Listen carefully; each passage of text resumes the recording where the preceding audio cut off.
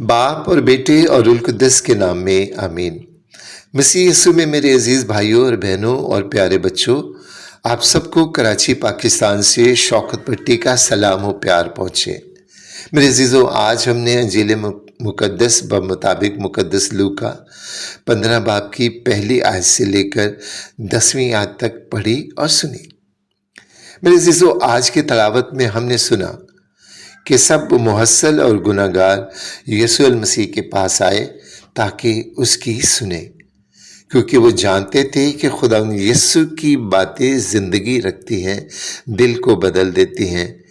جبکہ فقیہ اور فریسی بھی یسوع المسیح کے پاس آئے، لیکن اس کی باتیں سننے کے لیے نہیں، بلکہ اس پر اعتراض کرنے، بڑبڑانے کہ وہ گناہ گاروں، محصلوں اور کسبیوں کے ساتھ اٹھتا بیٹھتا، کھاتا پیتا اور انہیں تعلیم دیتا ہے۔ اور خدا یسوع مسیح نے انہیں 3 تمثیلیں سنائیں۔ پہلی تمثیل کھوئی ہوئی بھیڑ، دوسری کھوئے ہوئے دھرم، جبکہ تیسری کھوئے ہوئے بیٹے کی تمثیل ہے۔ لیکن آج ہم نے پہلی 2 تمثیلیں سنی۔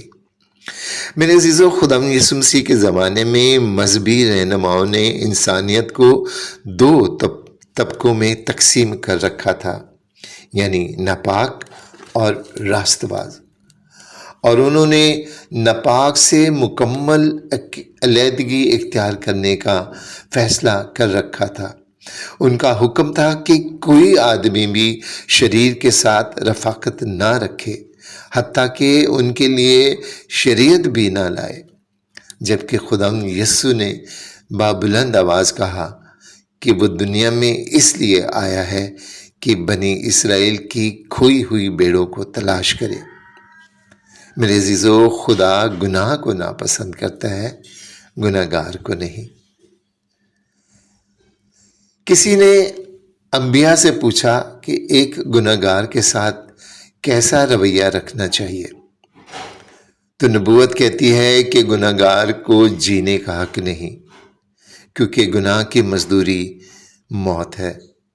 جبکہ شریعت کہتی ہے کہ گناہ گار قربانی نظر کرے تو اس کے گناہ معاف ہو جائیں گے، اور خدا کہتا ہے کہ گناہ گار توبہ کرے تو میں اس کے گناہ بخش دوں گا۔ اور میرے عزیزو، وہ ہماری توبہ کا بھی محتاج نہیں ہے، کیونکہ معافی خدا کی جلالی قوت ہے جو انسان کی پیدائش سے پیشتر ہی موجود تھی۔ خدا جانتا تھا کہ دنیا معافی کے بغیر ایک پل بھی قائم نہ رہ پائے گی، یوں اس نے تخلیق سے پہلے ہی دنیا کو قائم رکھنے کی ضمانت دے دی، انہیں معاف کر دیا۔ آج کی 2 تمثیلوں میں ہم نے دیکھا کہ بھیڑ خود سے واپس نہیں آئی۔ 99 بھیڑوں میں واپس آنے کی کوشش اس بھیڑ نے نہیں کی، یہ کوشش چرواہے نے کی۔ چرواہا اپنا سارا ریوڑ چھوڑ کر دشوار ترین راستوں پر تاریکی میں چلا، جہاں اسے جنگل کے خطرناک حیوانوں کا خطرہ تھا۔ اور یہ بھیڑ نہیں، یہ چرواہا ہے جو کھوئی ہوئی بھیڑ کی تلاش کو نکلا۔ اور میرے عزیزو، آج کی دوسری تمثیل میں بھی دیکھیں تو کھویا ہوا سکہ عورت کی کوششوں سے ملا۔ کھوئے ہوئے سکے کے لیے وہ فکر مند ہوئی، اسی نے چراغ جلایا اور اسی نے گھر میں جھاڑو دی، اور اس نے یہ کوشش اس وقت تک جاری رکھی جب تک اس سکے کو پا نہ لیا۔ ان دونوں تمثیلوں میں خدا یسوع مسیح نے کہا کہ ایک تائب گناہ گار کے باعث آسمان پر زیادہ خوشی ہوگی۔ ان دونوں تمثیلوں میں خوشی کا اظہار ہے۔ چرواہے نے اپنے دوستوں کو دعوت پر بلایا اور کھوئی ہوئی بھیڑ کے واپسی کی کہانی سنائی۔ عورت نے بھی اپنی سہیلیوں کو دعوت پر بلایا اور انہیں کھوئے ہوئے سکے کے ملنے کی خوشی بتائی۔ میرے عزیزو، اگر تخمینہ لگایا جائے تو دعوت پر خرچ کی جانے والی لاگت بھیڑ اور سکے کی قیمت سے کہیں زیادہ ہے۔ خدا یسوع مسیح نے ہمیں اپنے خون دے کر بچایا۔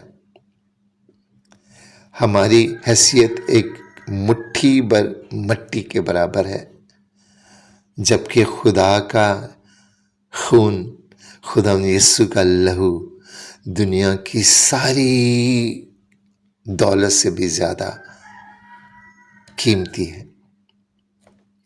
میرے عزیزو، خدا جانتا ہے کہ ہم خود سے واپس نہیں آ سکتے۔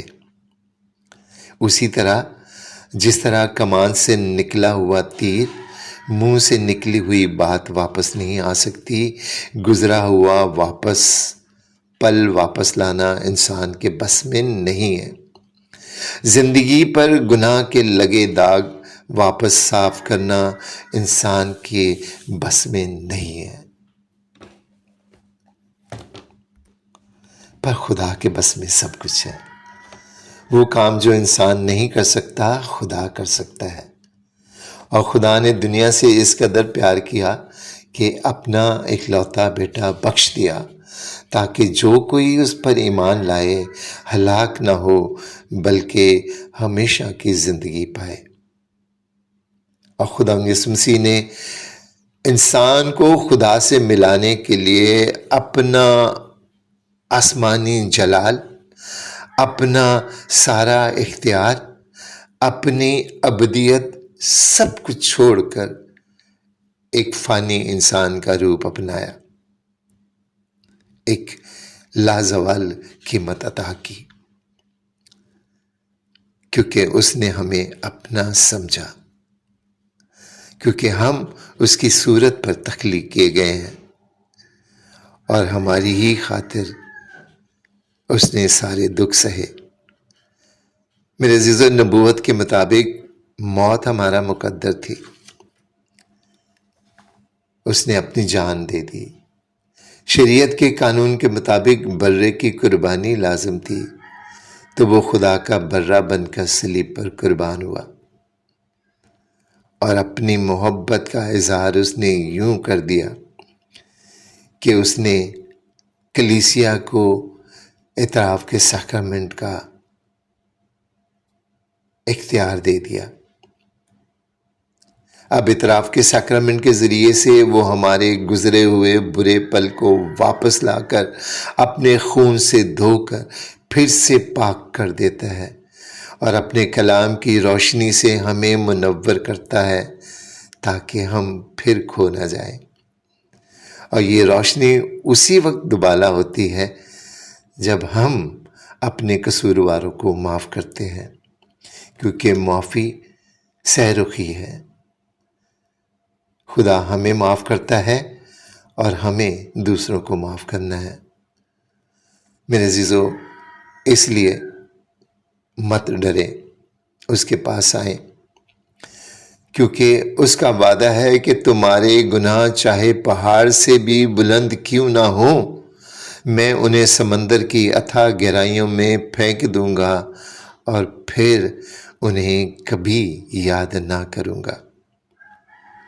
اس لیے میرے عزیزو، خدا کے پاس آئیں، وہ ہماری کھوج میں ہے، ہمارا منتظر ہے۔ خدا ہم سب کو برکت دے، آمین۔